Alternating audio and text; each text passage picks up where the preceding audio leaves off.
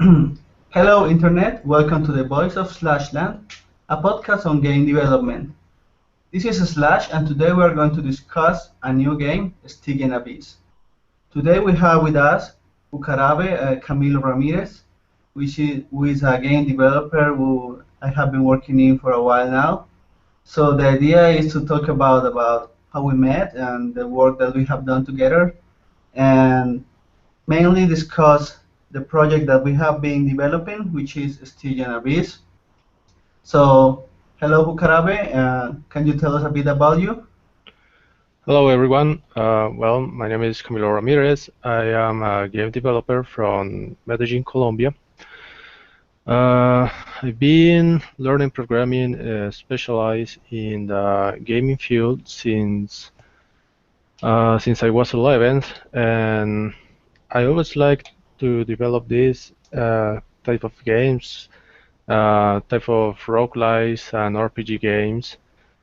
I have worked with Game Maker, Mugen, and RPG Maker, where those were the software that I started learning, and then I passed to program games in JavaScript in HTML5.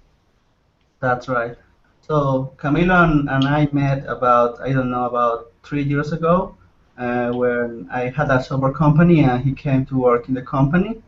And so basically, after we shut down the offices, we continued talking and, well, working on some projects, hoping to continue learning and doing cool stuff.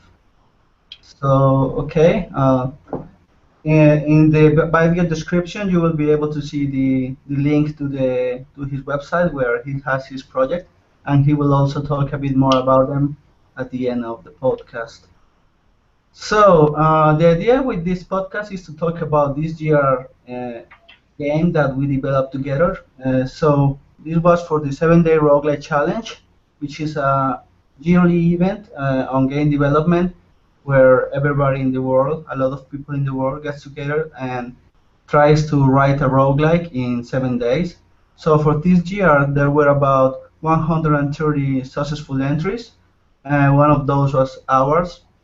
So, yeah, basically, the idea is to talk a bit of the history of behind our entry because, well, it was kind of something. It did not happen out of nowhere. It was something that we have been developing or thinking about for a while. So, would you like to tell us a bit about it, Camilo? All right.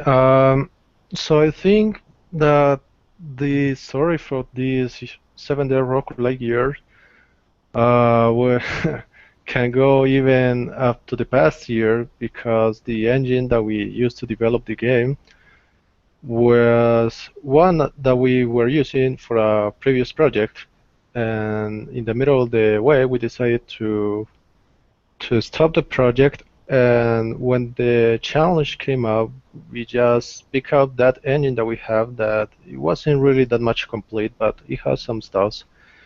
And we started to improve over it and finish it over the week. Mm-hmm.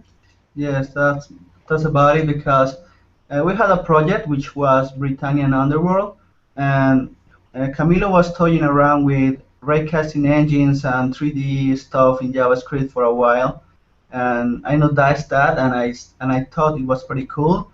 So basically, what I thought on doing was kind of making a remake from Ultima 4, Quest of the Avatar, and kind of in that game, that's an old game, an old RPG. Um, the idea was to remake the dungeons of that game in a more modern way. I mean, either on a raycasting engine or a full 3D engine. So that's when we started thinking about Britannian Underworld as a project and started working on it. Well, it was mostly Camilo working on it. I did some work on design and stuff, and we also had someone work on level design, but we kind of got stuck because we did not have an artist to make the sprites for the monsters and the environments. So the project that we started back then was kind of stalled, and we abandoned it. But um, for this year, I got the idea that we could take advantage of all the work that we had done, uh, but the work that Camilo had done technically on the engine and the design, general design that I had made, and kind of create a very simple but fun dungeon crawler with procedurally generated levels, which was my main contribution. So we'll get to that in a moment.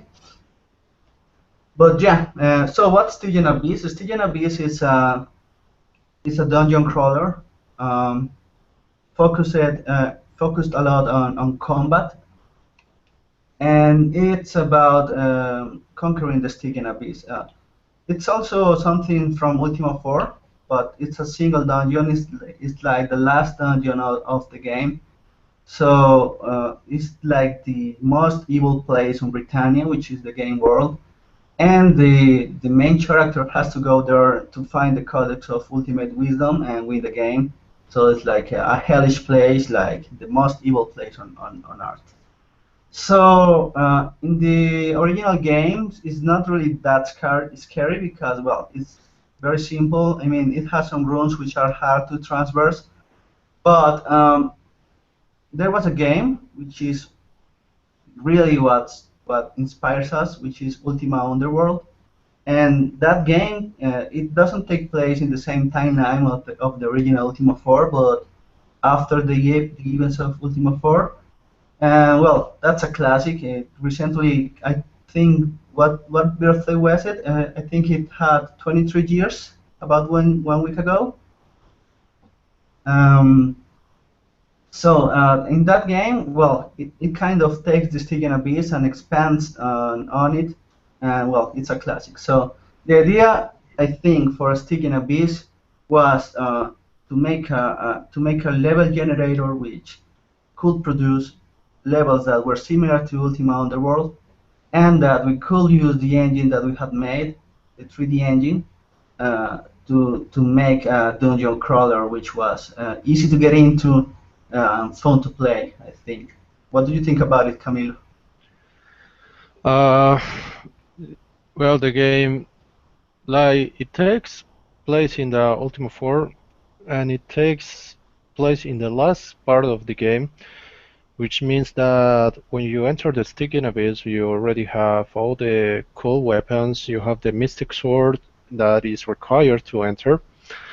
So it's based on that last part, but it's not like in Ultima Underworld where they throw you to the Stygian Abyss with no weapons and you have to make your way to get a better warrior or anything. It depends. It already gives you all these cool things like the sword and the armor. So it is in that way. It is that we decided to focus the game onto the combat mode, where you just run over every enemy and get down to the bottom of the dungeon. Hmm. Yes, I mean, I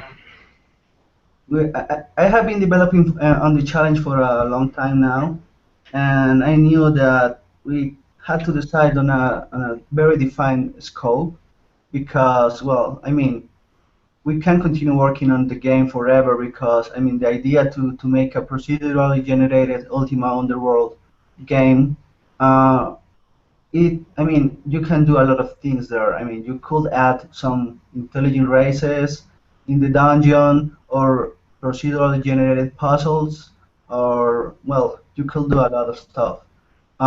Even, well, making the combat a bit more complex, which is something that the game suffered because, well, it was a bit simple. But the idea was to have a finished game. So next to discuss is how we feel about the results. And I will talk on my part. I think the end result was pretty good. It was a fully playable game. It was complete and bug free, almost bug free. We had to do some, as small book fixed version the day after the 7-day roguelike challenge had finished. But yes, I think I was very happy with the results. Um, I think well, we took a decision for the game, which was to use the graphics from Ultima 5, uh, mainly because we did not have an artist. The same issue why we had stopped working on Britannia and Underworld, but we decided to work on using those and some others from Dancy, which is the pixel artist from other projects I have. Um, and I think it helped us complete the game. Uh, However, I mean, not everybody appreciates that kind of style on a 3D game because of the low resolution, and it looks a bit much like Minecraft maybe. But all in all, I think it was pretty nice to be able to complete the game, and teaming up with Camilo was a good choice. I could focus a lot on the dungeon generation, which was a very important part of the project, and later on tackle the integration. But I think it was a good choice to work together with someone else to help get things rolling. What do you think about it, Camilo? Yeah, I'm quite happy also about the results, taking in account that we have only 1 week to develop a full game. I mean, we already have some of the part of the engine, but that was like the really basic stuff like movement and the collision system. And I think that was pretty much of what we had before starting the project. So taking that in count, finishing what we finished on the 7 days, I think it was quite good. I am really happy with what we ended. We planned to add other stuff like an option to open a portal to go to an infinite dungeon, so that there is no like a really targeting game. We also planned some other stuff like the magic, and that we could not add them all. We just had like 7 of the spells.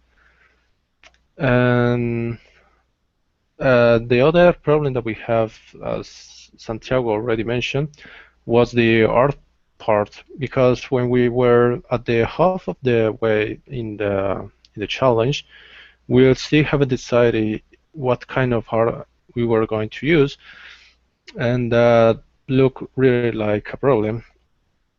So at the end, we decided to to choose the Ultima 5 Hellset, which was actually quite interesting because all the enemies in that tile set, or at least most of them, they had frames that looked like they were walking. So they were perfect for a first-person perspective, since they look like they can get towards you and not just like swinging the sword while sliding in the dungeon. Uh, That was a problem because initially we thought on using the Ultima 4 graphics, but those were just idle animations and they look very weird when walking toward you. exactly, Ultima 4. We were going to use the tiles from Ultima 4, the I don't know, the remastered edition, which I think they were done in BGA. So they look way better than those in Ultima 5, which I think is EGA. But it had that problem that the characters just couldn't apply to a first person perspective. That's correct. Other than that, I think we managed to do all the basic stuff that we needed for the game. We did the 8 levels. We create the room for the codex, which is the last level in before complete the game. And there were all the enemies. I think they are 20, 25 enemies. Not sure about it.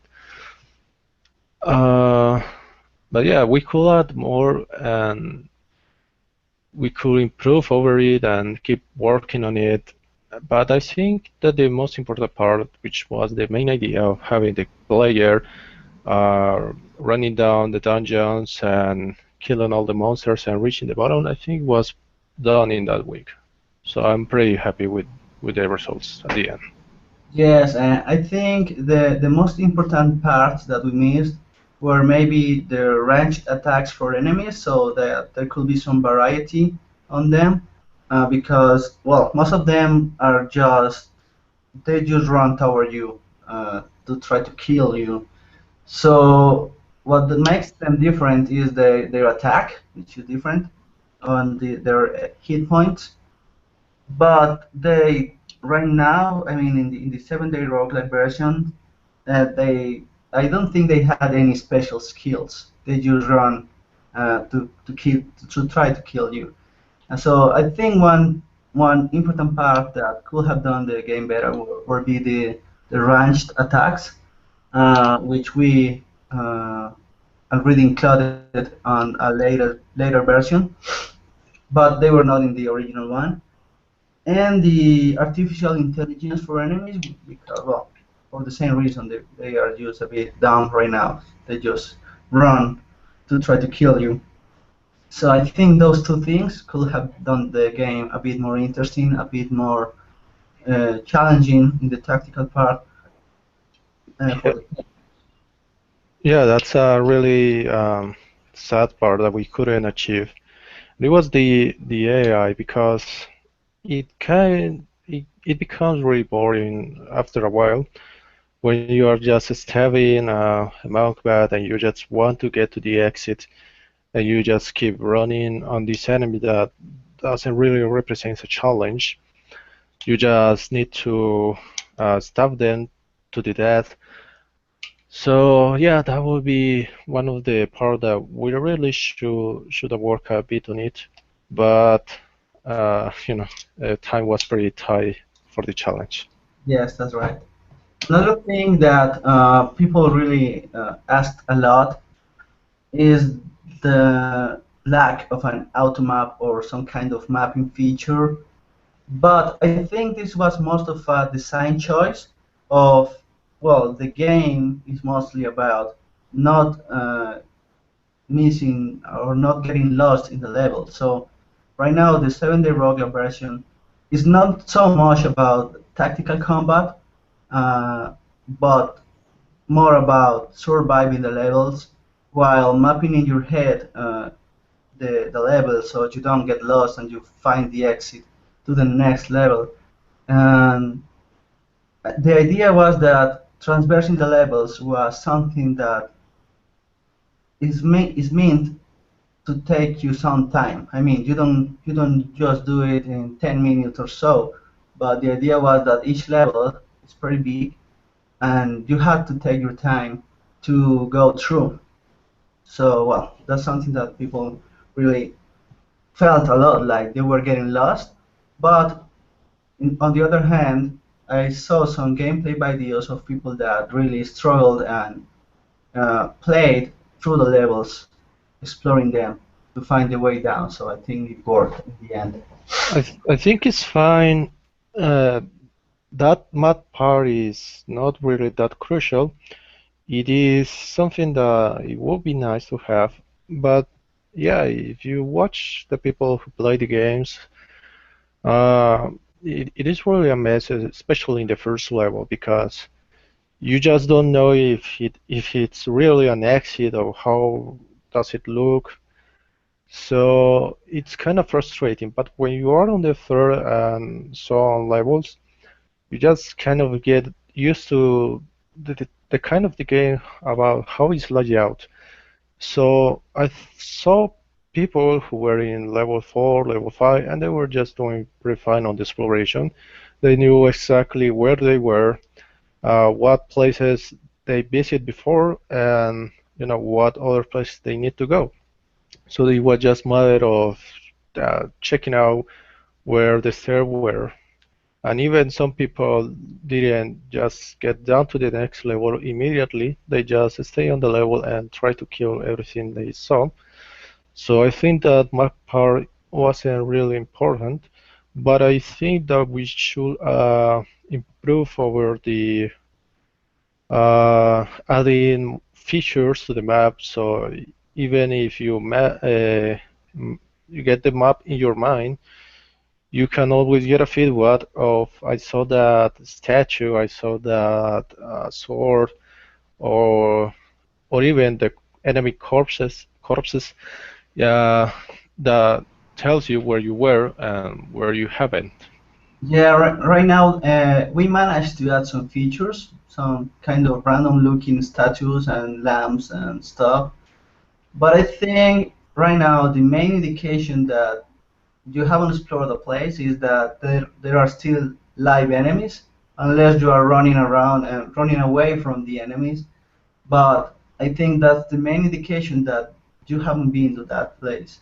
But yes, definitively some more variety on the room, some more uniqueness on the features of the level will make it much more joyful to explore. I think so. Yeah. Okay, so there are some reviews. The idea is to take a look at the reviews for the game.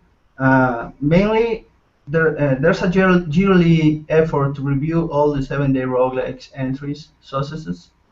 And for this year, unlike last year, it's going pretty quick. So the committee is almost finished. I used to participate on that committee, but I can no longer do that. I don't have time for that. I had to develop games instead. So yes, we have three reviews from the committee and some other reviews that have appeared on other parts, on other sites. So let's go through them and see what we think about them. So the first one is made by Dragon. It's the code name of the reviewer on the committee. And he says this. Stygian Abyss is a callback to the Ultima Underworld series of first-person dungeon crawlers. You play as an adventurer from Earth who stumbles through a moongate and ends up in Britannia and decides to explore the Stygian Abyss. That's right, that's correct. The game is first-person, with controls and combat superficially similar to the Underground titles, but lacking in depth. You explore levels, fight monsters, collect items, and descend further into the dungeon. You start with a decent weapon and armor, or at least they appear to be. The game isn't very strong on feedback for equipment. There is a level progression system, but it is very slow. So for this part, it's right. Well, you actually start with in the 7-day roguelike version. You start with the strongest weapon and armor because of the reason that Camila told. Uh, this is like the last dungeon of the game, and in that version, well, the weapons and the armor laying on the level are really useless, right? Yes, we kind of Yeah, I think that we had the bow and the crossbow, which seems useful at the beginning because you think that you can attack enemies before they can even hit you, Mhm. but you just soon realize that it takes a lot to kill even a spider or a rat. So you always go back to the mystic sword. That's right. In a later version, we mm, kind of fixed this by making the weapons on the dungeon be stronger than the Mystic Sword, but they get damaged, unlike the Mystic Sword, which is indestructible. But yes, for the 7-day roguelike version, well, that was not like that. And the other point they make here is that there's no feedback on how strong a weapon is. That's correct. But I recall that was the same issue for Ultima Underworld. You didn't know how strong a weapon was. At least here you see the damage that it's causing. I think in Ultima Underworld you did not get that feedback. But definitively, well, I think we could add some kind of indication of the strength of the weapon, so that or the armor, so that people can know that. Okay, next point is overall the game feels empty at this point, but the developer is apparently still updating the game. Yes, we will talk about the future of the project later, but we are continuing development. Not a lot of development, but well, we want to kind of close the cycle and make this feel more complete. Okay, they say the game is rather empty. There definitively feels like a lot of content is missing. It is free of gameplay bugs, so I think the graphics can corrupt at times. Yes, this is something that some people have reported, and I have seen in some gameplay videos, and I don't know why it happens. Sometimes the textures uh, don't look good. Well, but that's something that we are still researching, and we haven't been able to replicate, so it's hard to fix.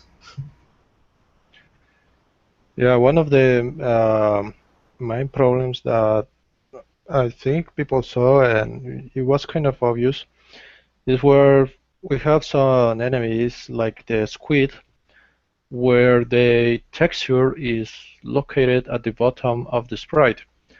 So in the system that we built in WebGL, it kind of wrap it out.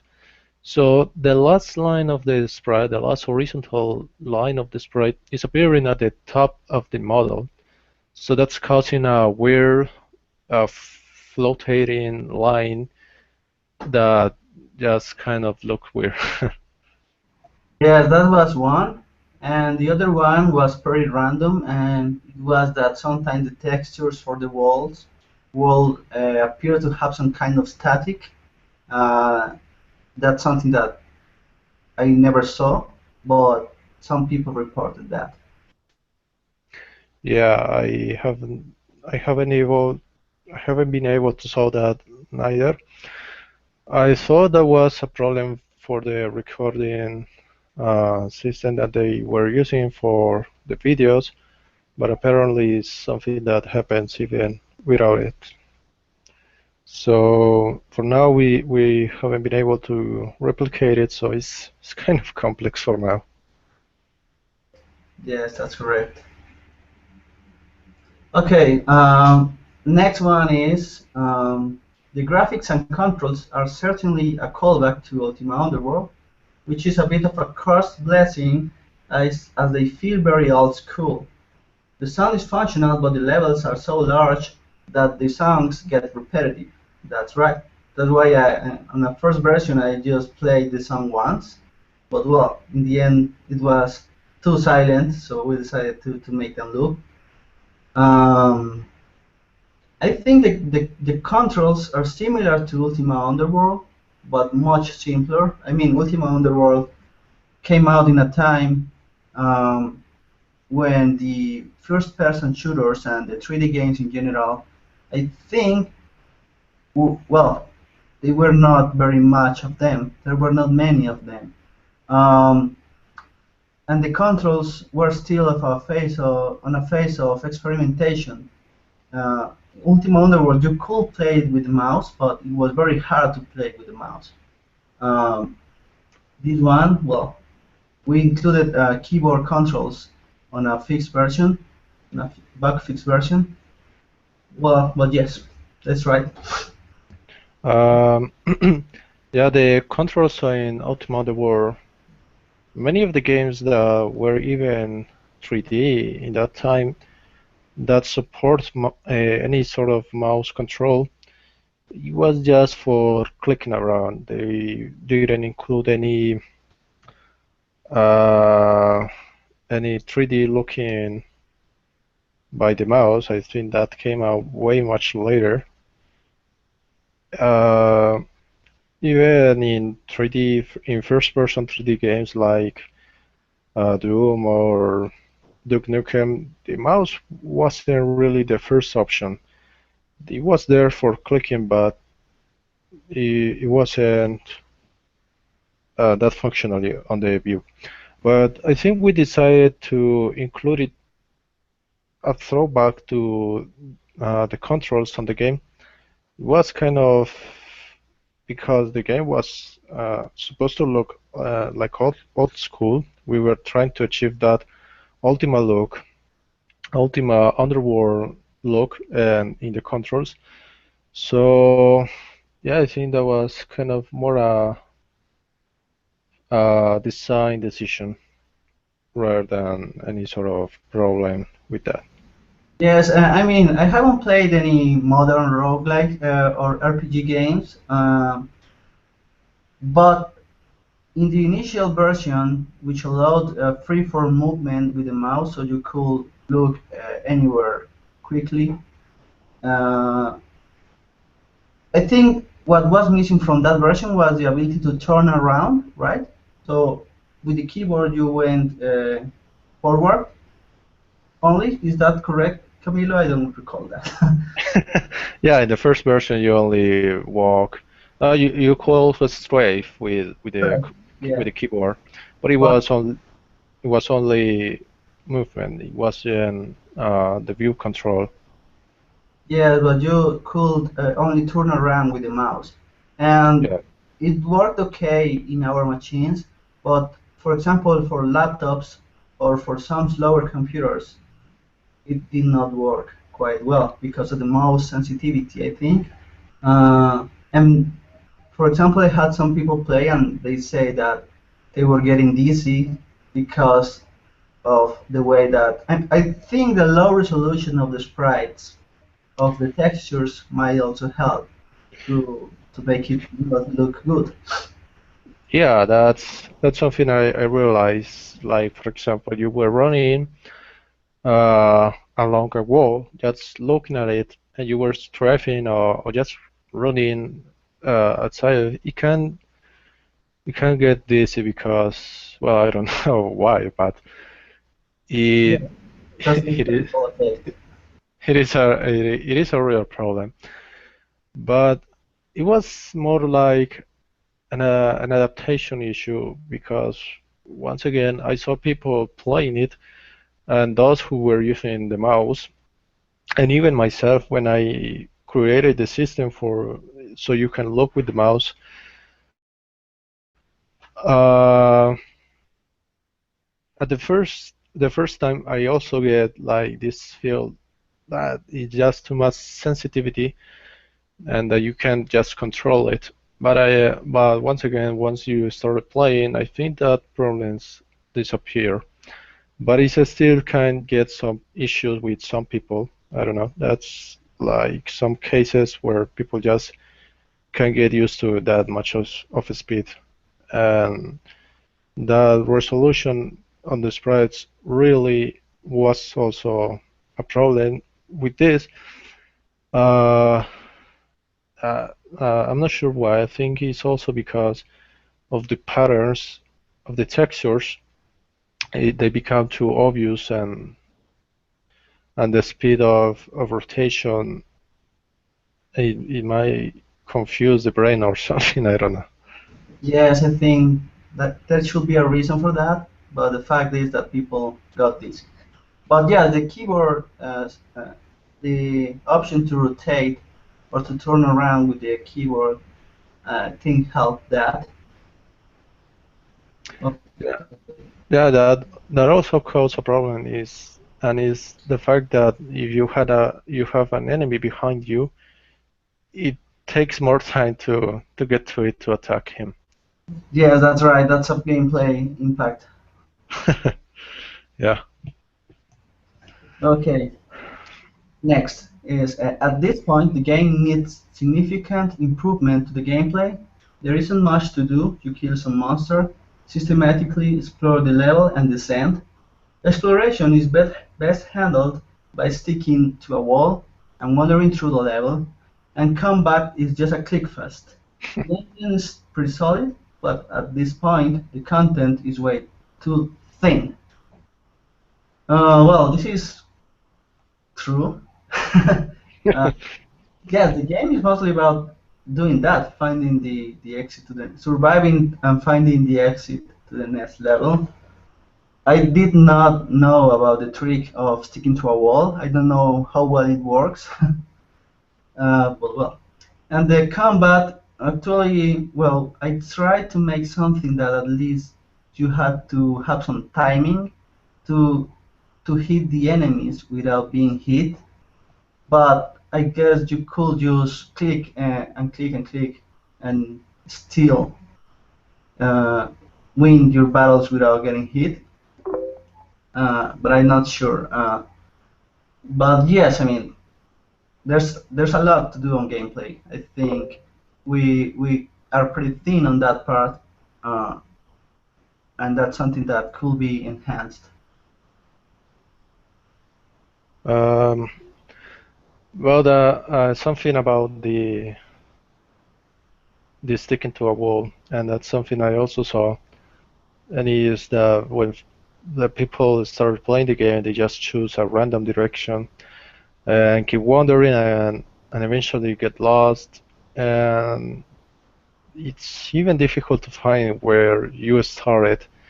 You couldn't find the stairs at the beginning, or the hole at the very first level.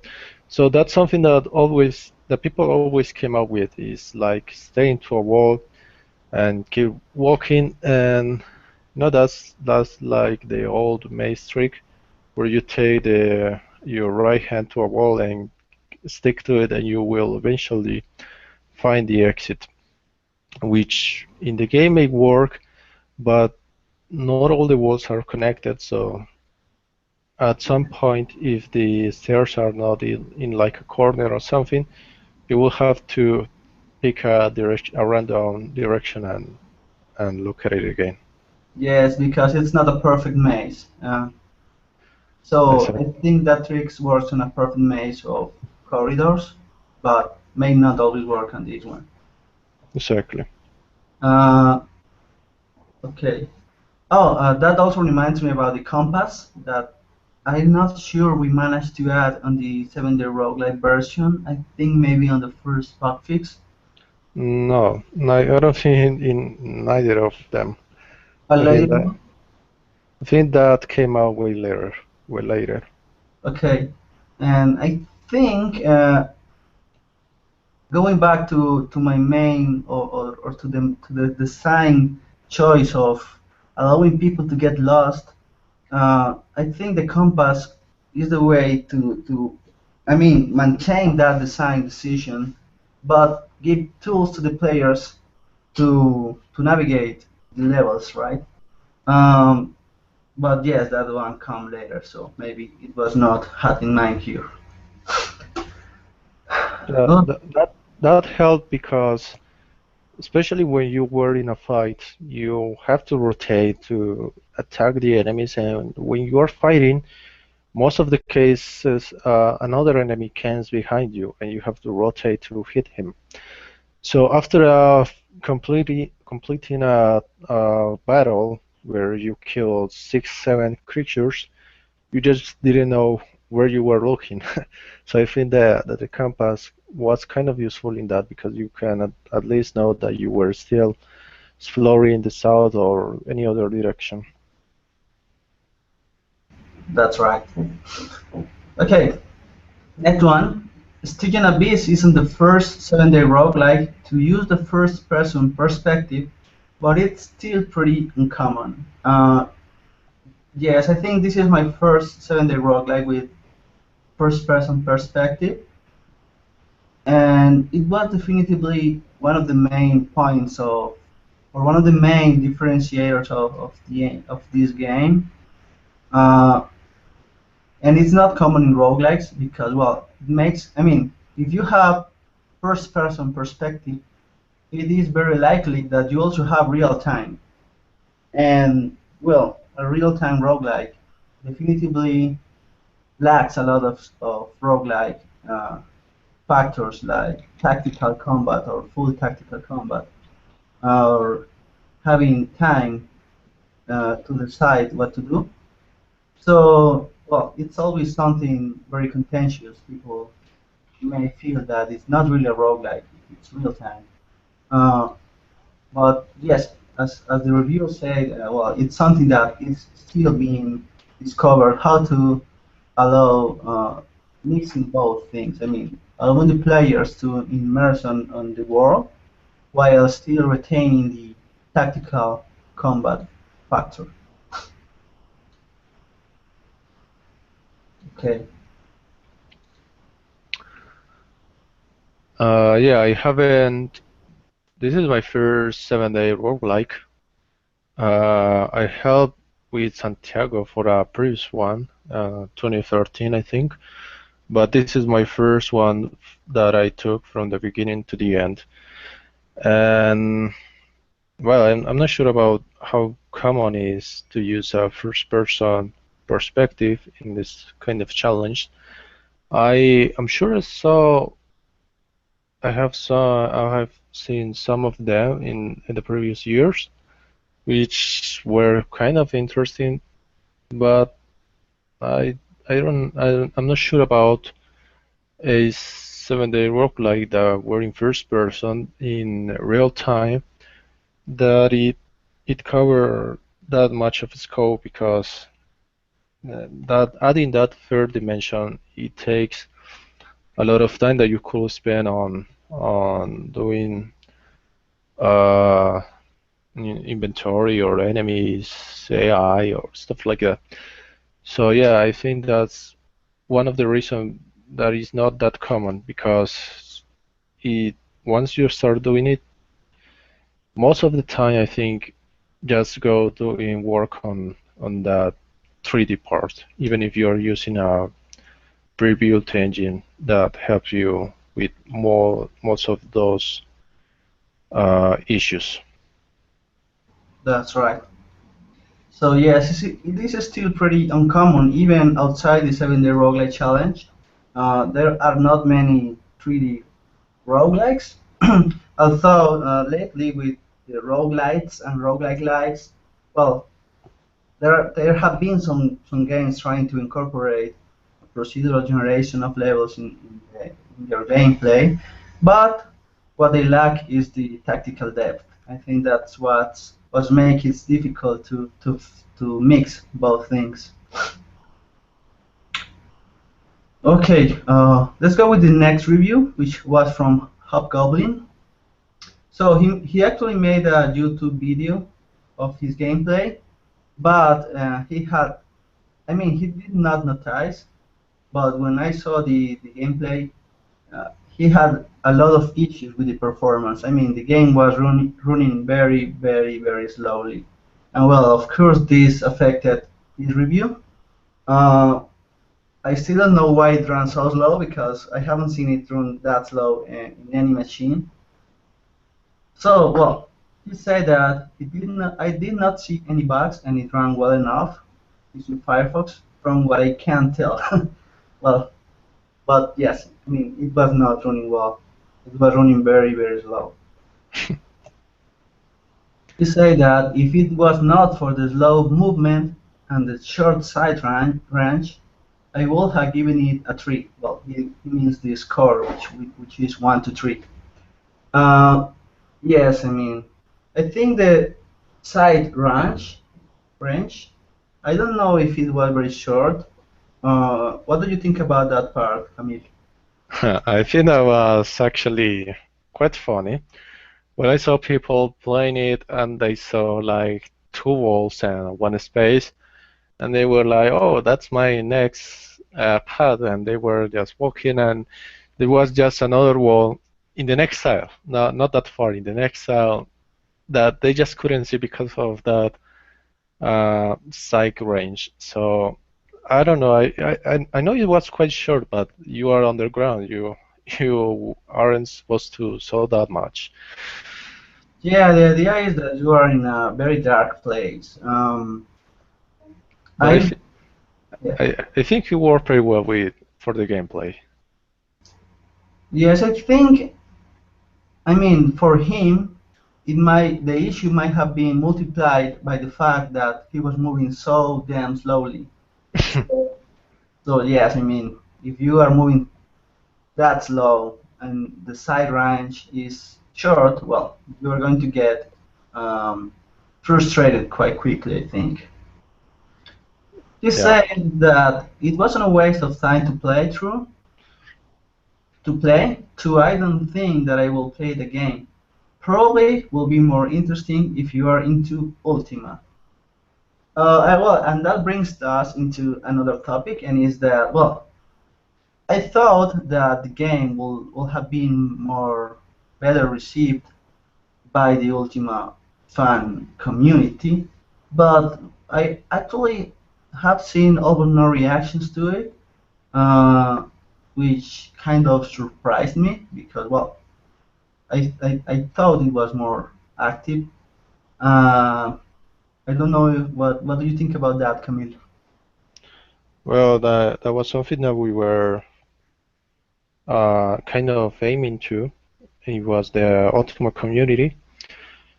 I'm not sure about the reception about the game. I haven't seen any review about them, but I think that the game it has some Ultima elements, but due to the small amount of time that we had, we weren't able to add like a really involvement into the Ultima aspect. So even if we have the Ultima World and the Ultima objective, which is getting the Ultima Codex in Ultima 4, it wasn't that much of explained. So you just have this game with the basic gameplay, but I think that we didn't hit them that much because of that, because we didn't get to uh, told them that the game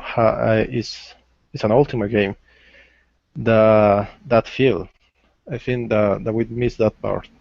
Yes, it is possible that maybe most of the Ultima players or the Ultima fans are most interested on the history, on the plot, uh, and that's not on the game. I mean, the game is just about uh, going through the Stygian Abyss. You never met anyone, just monsters. And well, and the plot is the same as it was on Ultima 4. So maybe it did not pique their interest by that reason. However, there was recently a Kickstarter for an Underworld-like game, which is Underworld Ascendant, I think. And I thought that maybe, well, it's kind of funny that that game could gather so much attention while this one did not. Of course, you cannot compare because that game is made by the original developers of Ultima Underworld. But still, I still thought that there might be some more interest on a game, on a fan-made game that was um, so heavily based on Ultima Underworld.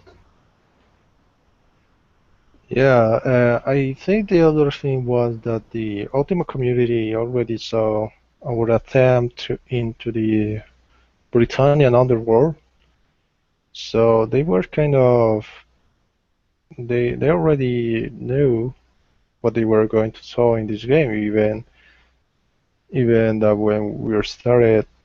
I mean, it's different, but it also have the same look and the gameplay is pretty much the same that we were aiming on Britannian Underworld.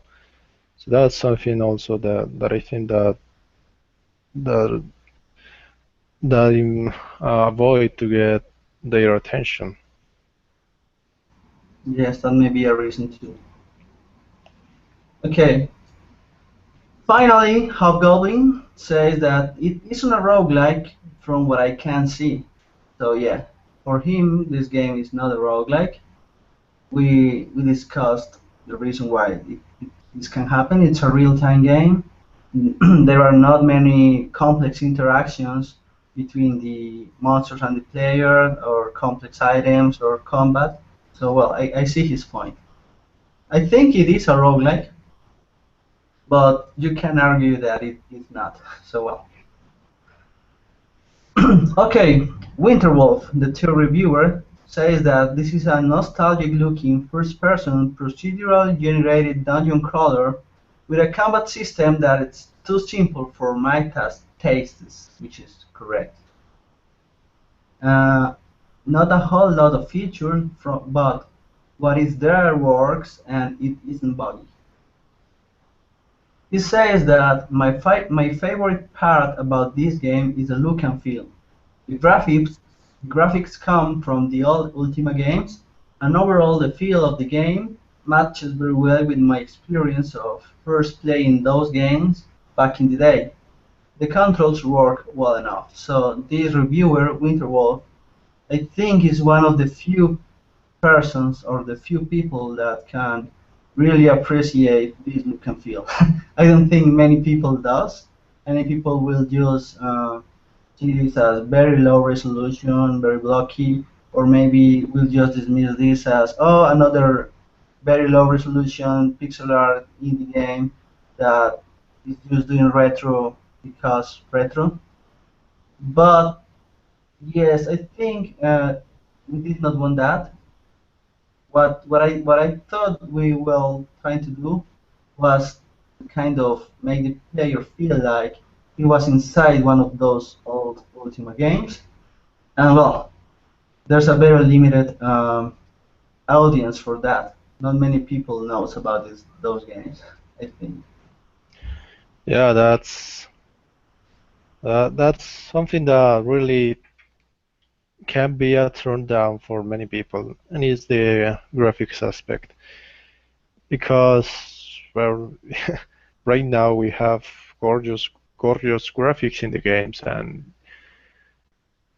it's kind of hard when you are used to those games and you started looking at old games, and even not that old, even maybe just 10 years old games, and you just kind of can't get used to those old graphics.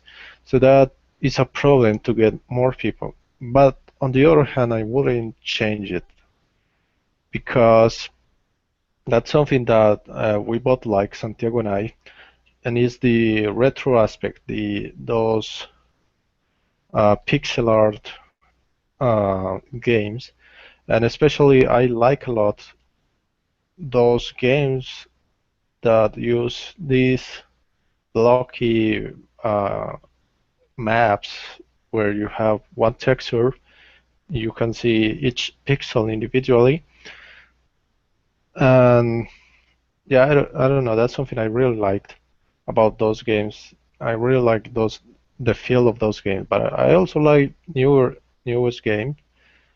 But if I had the chance to change it, the graphics for this game or for any upcoming game, I think I will stay with this retro part because I really like it. Yes, I think it's a matter of personal preference, and it's something that we like.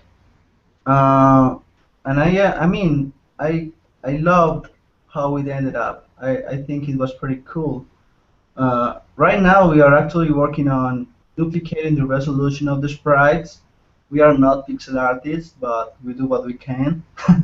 So yes, I think maybe having the pixels double the size or quite half the size, duplicating the resolution, I think will take us to a middle ground between too low resolution and nice pixel art.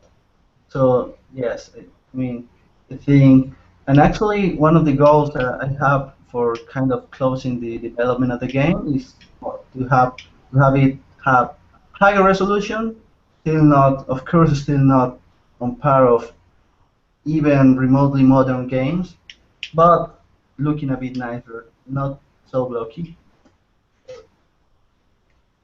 So we'll talk about that maybe on the part of the future of the project. Okay, Winterwolf say that on the fun part, I think, you say that sadly this is where the game falls short for me. The first person view combat is extremely simple, involving very slow moving enemies and button smashing your main attack. Well, it's It's kind of true. We already told that. There is ranged combat, but it's too weak.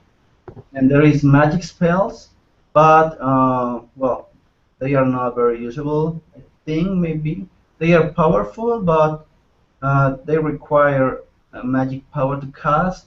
And well, what do you think about the offensive spells we included in the game, Cram? Uh, that's that's something that really didn't work out. I mean, I think the only spell that was useful on that release of the 7 days roguelike was the heal potion, the heal spell, I mean.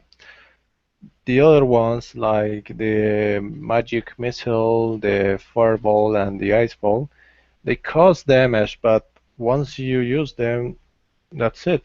And most of the time, you didn't kill that enemy with those, so it's rather useless. And the other problem that we had it was that it didn't regenerate the mana.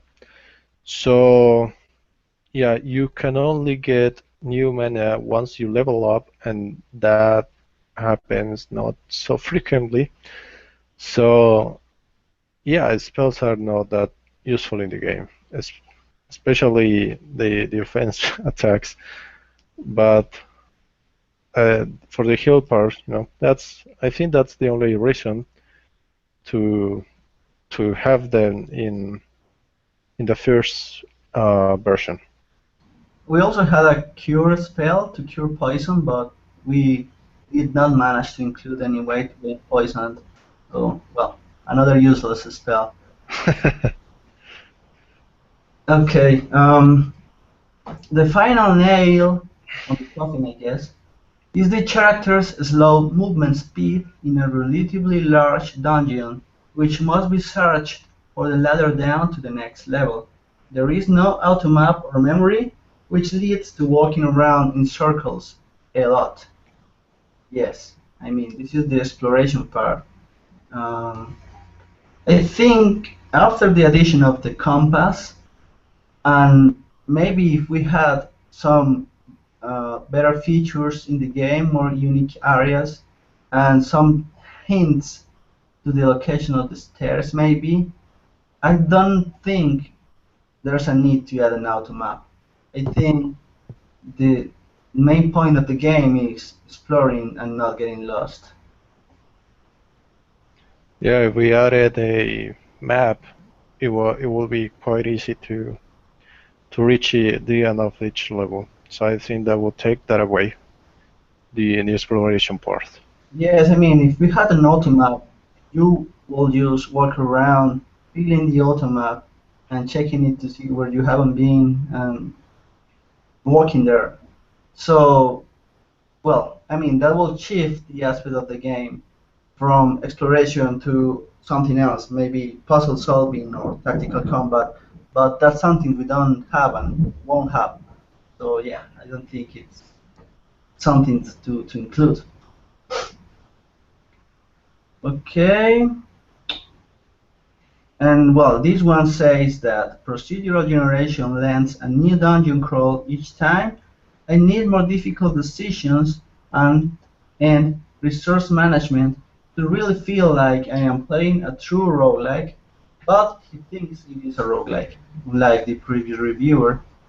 So, more difficult decisions and resource management. Well, about resource management, I think we had a very simplified inventory of 10 items. Uh, the resources you had were the magic spells, the potions to recover health, and the useless weapons and armor.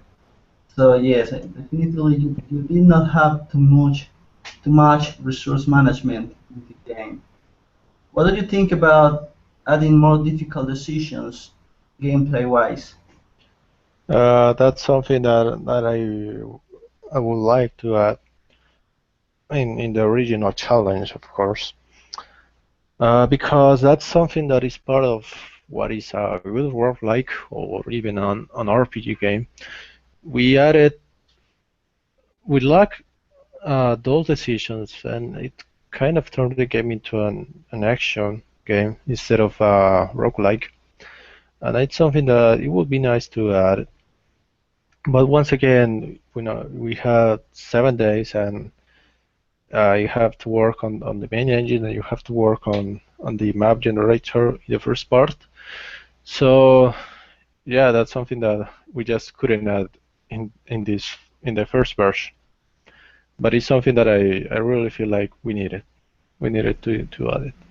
Yes, we will discuss the future of the project later on, and definitively that was not something we focused in. And now that you mentioned the map generator, I should mention that, well, we develop it as a separate project. So, well, I will put the links on the description. You can check them out at the website. So the idea, I think, is, I mean, you can use the generator in your project, whether it's a 3D game or 2D game, and you can also contribute if you want to make it cooler, which will be great. But yes, I mean, that was half of the focus of the project, to have a working dungeon generator that was able to create levels similar to Ultima Underworld.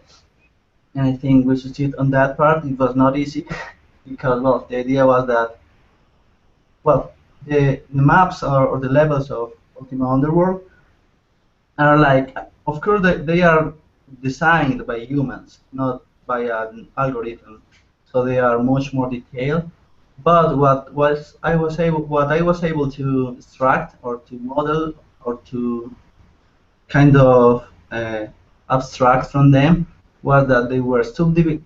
They were like some areas in the level, but inside each level you had some layout, either a cave or a set of rooms. And the challenge was to be able to make it all connected so you could get from the start to the end of the level, going through caverns and rooms and lots of stuff. So it was pretty fun to work in, and well, you can check it out in the website.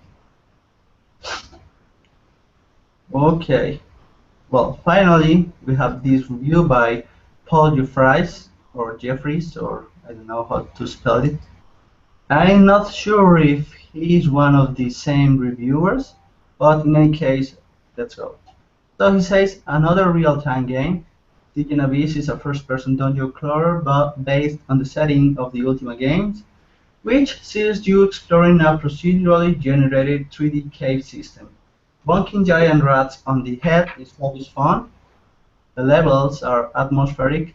The technology is impressive for a week's work. Well, there's more than a week's work on that. Well, we clearly stated that on the page. And there's a wide range of different enemies, items, and spells to find. You walk a little too slowly for my tastes, making it feel a bit too much like you are literally crawling around the dungeon at times. The short draw distance and lack of map also makes it easy to get lost on the sprawling levels. It looks like Slash may be continuing to work on this after the challenge. I will be looking forward. So he likes that there's a good atmosphere, good range of items and spells, impressive 3D level generation, and doesn't like so much the slow movements that it is easy to get lost, and the massive HP hit points bar, which, well, I had never noticed. So I think from here, being easy to get lost, again, I think the main point of the game is not getting lost.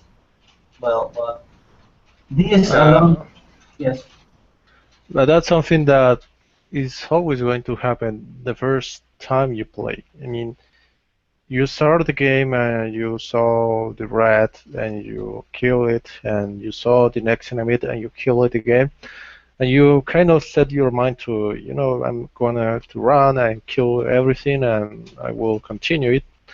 So when you start the game, you don't pay that much attention to the level, so you get lost. But that's something that is part of the game, getting lost.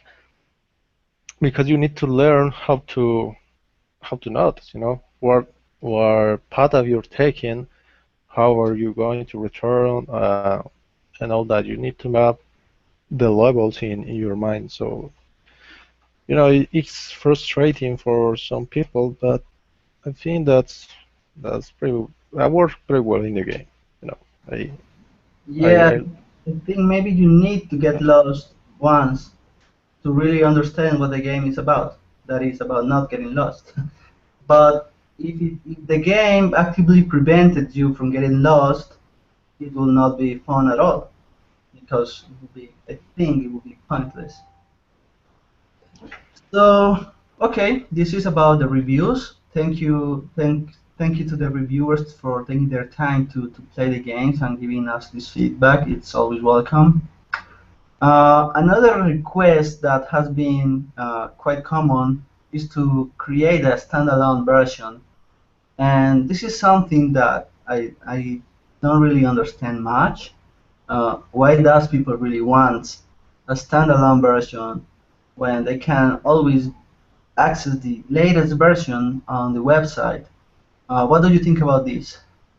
that's also weird for me, because I think that's the main reason because why I became an HTML5 developer, so that people have they have to download the game and update the game every time there is something, but that they just can get to the website and just play. So yeah, that's a pretty weird request for me. Uh, but I'm not sure. I think they mean a desktop version. So I don't think it's going to work. Uh, that is not something planned because we will have to do it again. I don't think there is any HTML5 to desktop converter. And yeah, so I don't know about that request. Well, there are actually some ways to make that work. They basically are wrappers around the game. So basically, it's like a Chrome without all the Chrome functionality. So it just runs to A run your Chrome. game. All right. But well, yes, I mean, and there are also other options, which are, for example, the Chrome Web Store, which in which you can create an offline app. Um, I think that's actually one of the best choices because, well, it allows people to download the game so they can play offline, and it still checks for updates. But yes, I mean, I get your point. Why I don't understand why people really wants to kind of download a game, especially when I mean this game doesn't require you to be online constantly. It's not like you had to be online all time. You just need to be online to download it or to access it once when you start the game. But yes, people, I think it's something like they want to feel like they own the game, like they can play it anytime, no matter if the website goes down or if the developer closed the website and it no longer exists. Maybe that's the reason, I don't know. Yeah, that could be. But yes, it's a request that's been made a lot. There's also actually some efforts ongoing to get roguelikes into Steam. Um, and I mean, the same question goes there. Why do we need to go to Steam when you can have your game accessible online? Unless, well, you want to go commercial, right? Well, there's some people that actually only plays on Steam. That's like their console. They open the Steam app, just choose the game. So I think I will see that like a good reason because you have your library, you will see the game rather easy instead of remembering someone's website and the endpoint to access the game. Yes, maybe. So you don't have to keep a bookmark or anything, but they are in your library. Right. Okay, and finally, let's talk about the future of the project. And well, the 7 day roguelike challenge is about creating a game in 7 days, finishing a game in 7 days. So, as I said, I think we made it. We managed to create a complete game in 7 days. In other years, I have continued the development of the games a lot. I mean, last year I participated with Ananias roguelike, and well, I am still developing the game after 1 year, even to the initial version was completely playable. But I think I have talked with Camilo, and for this one, we are planning for something much shorter. Yeah, something that really like hold us back was us to depends on the Ultima universe. So even if we continue to develop this game, we could add some cool features, we could improve the graphics, we could add more complex to the battle and the inventory system. We actually have planned a lot of things for what could be done in the game, but I don't want to continue on in that Ultima part because at the end we will have that. We will have a fan game about Ultima and we won't be able to do a lot with it. So for this challenge, I don't think that we're going to complete it that much. We're going to continue it to a point that it kind of is a fair play because in the first version you had this huge amount of HP, so the game didn't seem that much difficult, and you'll have this weapon which with weapon system which only one weapon is useful. So I think we are going to continue it to a point that we are happy with how balanced the game is. But for many things that we have planned, I don't think that we are going to add them to this specific project. Yes, I think the idea for this project is kind of wrap it up and make it feel more complete, but not adding any new features, new big changes. I mean, keeping the initial scope, but polishing it a bit. So basically, the idea is to maybe add some gameplay fixes or gameplay changes that make it more fun.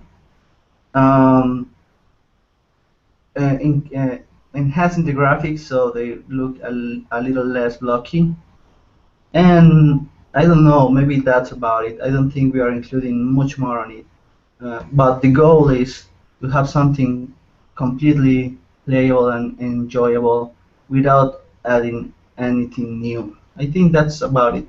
That sums what we want to do because the idea is to move forward with some other projects, maybe taking the experience we have from this one, but not directly develop taking this one as a base. So yes, I think that's what is planned for the future of the game. Of course, it's an open source project, so anyone can contribute. Maybe someone will pick it up and fork it and do something else. But that's what we have kind of discussed on not making this go. I mean, be an ongoing development, but something that has a close finish date. Okay. Do you have something to say about that one, Camilo?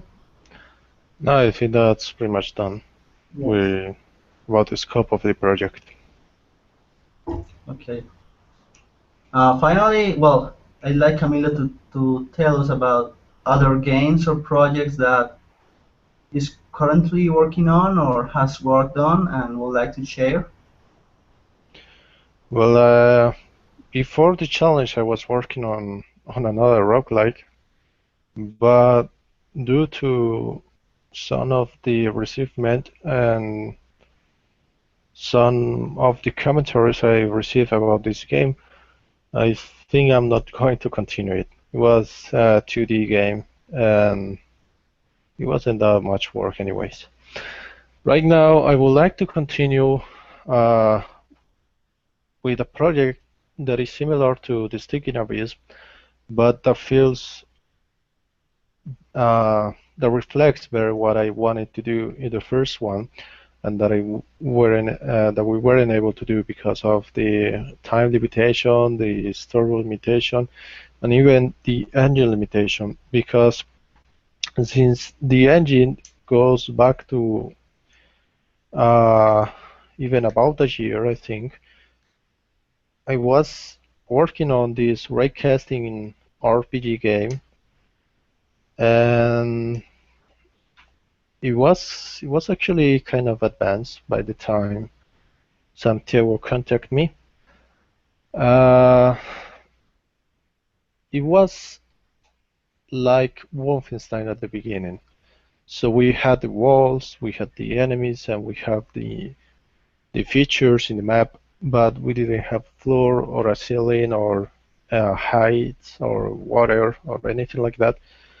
So we started working on that base idea that we were making a Ultima game with the look and feel of Wolfenstein, but we soon received commentaries about that the people would like to see the Ultima underworld look and feel because that was something that they really enjoy about that game.